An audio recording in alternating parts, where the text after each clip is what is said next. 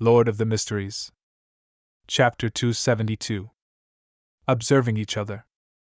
Detective? A colleague. However, the fact that he's able to assist the police in dealing with such a serious case shows that he truly is a well-known detective, at least within Civilhouse Yard.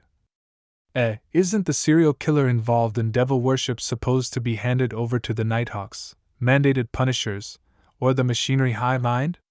All the police department needs to do is send a few assistants, so why would they need to seek the help of a private detective? Yes, the 11 serial murders must have caused a sensation. Civilhouse Yard is under a lot of pressure, and they aren't willing to just wait in misery? Many thoughts flashed through Klein's mind, but on the surface, he revealed a smile. All right. He boarded Isengard Stanton's rented carriage and saw a young man with brown hair inside. This is my assistant. Isengard, who had a thin and angular face, introduced. Please have a seat.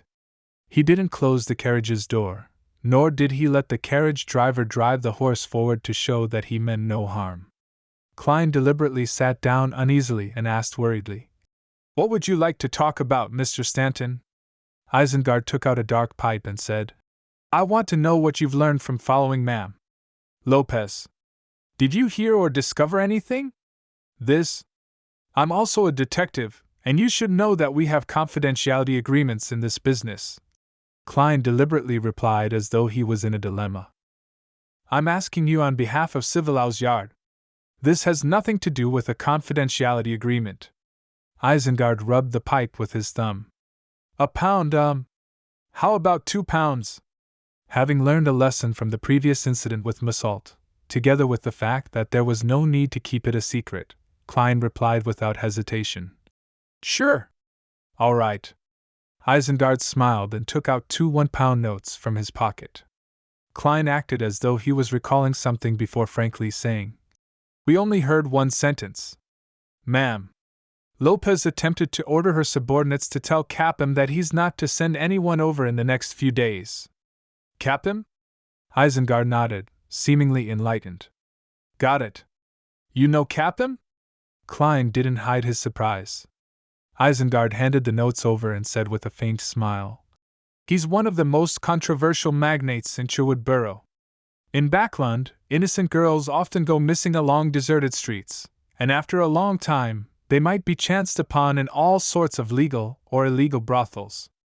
A lot of rumors point to Capim as the criminal honcho filled with blood and filth on his hands, but due to a lack of evidence, he remains free to this date. Furthermore, he knows a lot of important people. If that's true, then this fellow should die 1,000 times over." Klein nodded, sighed, and said, This is Backlund, Mr. Stanton. I shall bid you farewell. Thank you for your cooperation." Isengard got up midway as a polite gesture to send him off. "By the way, your fighting skills are excellent. Maybe we'll have a chance to work together in the future. How should I address you?" "Sherlock Moriarty," Klein answered briefly and got off the carriage. Only when he boarded a newly arrived tracked carriage did Isengard Stanton instruct his assistant to close the door and order the carriage driver to head towards Hillston Borough. Turning his head to the side, he looked out of the window. The gray-haired elderly gentleman had put away his dark pipe, pulled out a brass ornament from his pocket, slowly stroking it in his hand. The brass ornament was a pocket-sized open book with a vertical eye in the center. The appearance and get-up of Mr. Moriarty from just now were a bit out of place. He wore very cultured gold-rimmed glasses, but he had deliberately grown a beard around his mouth, making him look crude and barbaric. This is not quite in line with the norm. In this day and age, people who wear gold-rimmed glasses tend to care a lot about their image, the image of having knowledge and bearing. Maybe he's trying to hide something. Of course, it's also possible that he's a gentleman with an unusual aesthetic sense. Isengard seemed to be talking to himself, but he also seemed to be teaching his assistant. At that moment, Klein, who was sitting on the carriage, mumbled to himself silently as he leaned against the wall, "That Detective Isengard Stanton is problematic. Ever since I activated my spirit vision, he had a blue color of rational thought and indifference, and maintained a purple color of spirituality dominance. There weren't many other colors of emotion appearing. For normal people, unless they're wholeheartedly focused on studying a difficult problem, it's very difficult to maintain similar states for extended periods of time. Other emotions will inevitably appear, the difference being the issue of how long they can remain in that state. Yes, either Detective Isengard Stanton is one such genius at observation and reasoning with extraordinary talent, or he's a beyonder? The tracked public carriage had 2 floors as it ferried more than 40 passengers towards the Backlund Bridge area. Klein gradually reined in his thoughts and cast his gaze out the window and admired the 2 to 3-story buildings on the other side of the road. Occasionally he could see brown houses 5 or 6 stories high, a sign of Backlund's latest trend and of the kingdom's most advanced construction technology. After a transfer, Klein arrived at Iron Gate Street and got off the carriage opposite the Bravehearts bar. As it wasn't the peak period at the bar yet, the moment he entered, he saw Caspers drinking at the bar. The old man with the brandy nose had requested for a glass of Langsky Proof. His eyes narrowed in satisfaction as he savored the fragrance of the malt and the burning sensation in his throat. Klein moved closer, rapped the counter, and asked with a smile, "Is Merrick here?" At the same time, he had one hand in his pocket as he gripped Isaac's copper whistle, using his spirituality to shield its negative effects. Before he finished his sentence, he felt gazes sweep past him. It was evident that they were observing him. By the time he finished asking his question, the gazes moved away from him and focused on Caspers. The old man with the huge scar on his face opened his eyes, and when he saw that it was Klein, he said in a bad mood, "He didn't come. He didn't come yesterday either." "He didn't come." Klein let out a breath of relief, no longer using his spirituality to rap Isaac's copper whistle. "When I mentioned Merrick, someone looked at me. When they heard that I was asking him for his whereabouts, the gaze shifted again. Someone is also looking for Merrick." Klein resisted the urge to turn around and observe as he analyzed the abnormality. Combined with an original doubt of his, he felt that the question now had a general answer to it. "I was puzzled last week.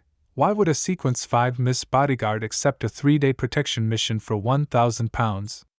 This isn't to say that the price is too low, but rather that someone of that level already counts as a powerful person. In the Church of the Goddess, she's qualified to be a Nighthawk deacon or a diocese bishop.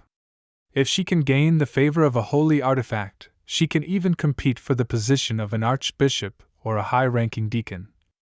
Among the various secret organizations and intelligence agencies, Sequence 5 also implies that the person would be the person in charge of a borough, or at least the number 2 or 3. Even if it were a beyonder who isn't a part of any organization, a person with such strength would be able to establish a small organization of their own. No matter which point of view it was from, Miss Bodyguard could enjoy tributes from her subordinates, so there was no need for her to personally take the job. At the time, I thought that I had most likely hired a Sequence 6 security guard, who would be able to last a little longer against the experts sent by Bakerland, creating a chance for me. But who knew that Miss Bodyguard would be so terrifyingly strong? Judging from today's events, Miss Bodyguard and Merrick are probably similar to me. Their identities are sensitive, and they have to hide away.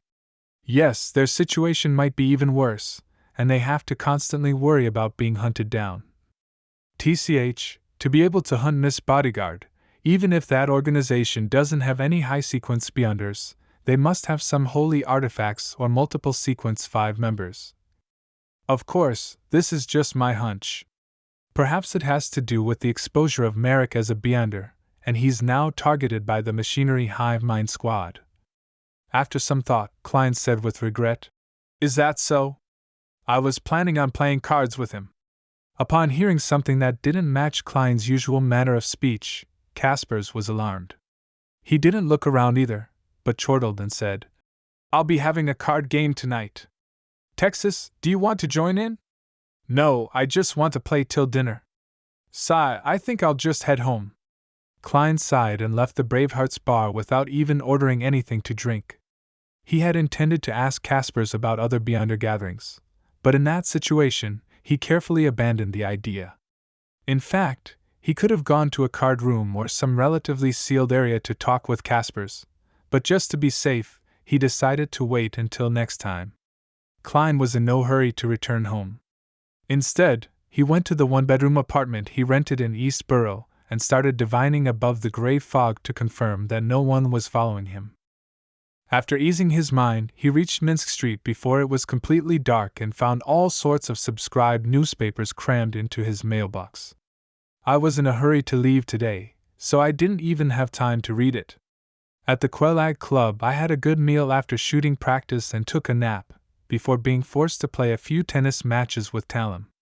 My skills aren't good enough, but my physical fitness can make up for that. He mumbled silently as he opened the door and went inside before twisting the gas lock. He brought the newspapers into the living room and sat on the sofa. He lit the wall lamp and started reading.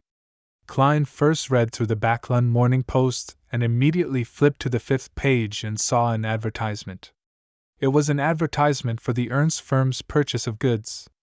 The prices were 7 pence per liter of flour, 1 solely of butter, 6 pence per pound of lard, 1 solely 3 pence per pound of cream, 8 solely per pound of Marquis black tea. In other words, there would be a Beyonder gathering in the same place at 8 in the evening tomorrow. The code to the door is to knock 7 times heavily, 1 time lightly, 6 long intervals, and 1 short interval in that order. The remaining 3 and 8 are meaningless.